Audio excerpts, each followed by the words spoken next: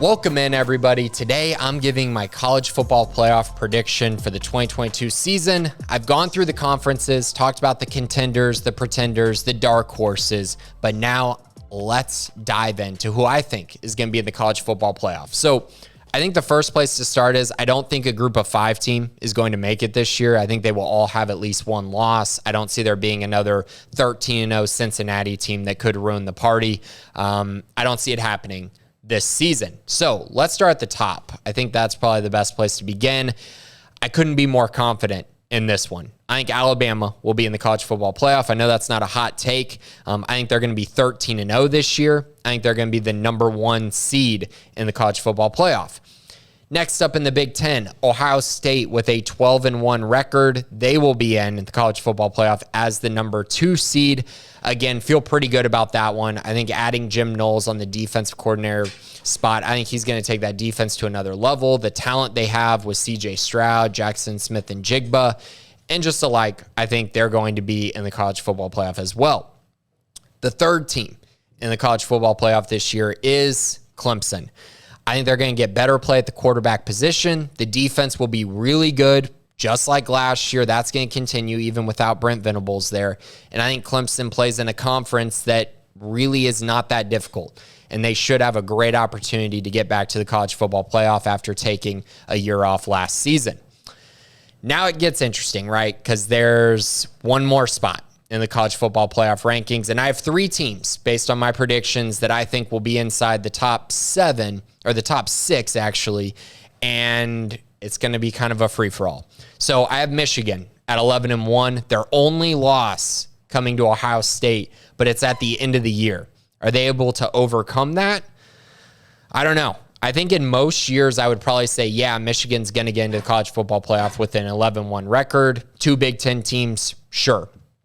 But I think this year, if you look at Michigan's schedule, I don't think it's good enough. I don't think it's good enough to get them in the college football playoff without winning the Big Ten championship this year. I don't have an SEC team as the 4th team, so I know someone's going to ask that, but I have Georgia going 11-2 in the regular season, losing in the SEC championship. I don't think they're going to get in either because they lost the last game of the year once again. So I think this is the first year a 2-loss team gets in, but it's going to be a 2-loss Power 5 champ, and it's going to be either Baylor or Utah getting into that final college football playoff spot. To me, if you look at their schedules, it's eerily similar. I mean, Baylor's got BYU, Oklahoma, Kansas State, Oklahoma State on their schedule. Utah's got USC twice. They got at Florida. They got Oregon. So I think it's really, really close. So to me, it's going to come down to the eye test for the College Football Playoff Committee. And I think it's going to come down to 2 things. You're either going to choose the team with the better quarterback in Cam Rising, or you're going to choose the team with the better offensive and defensive lines. And that would be Baylor. I think at the end of the day, the playoff committee, based on what they've done in the past, they're going to go with the team that is more set up to win a college football playoff game.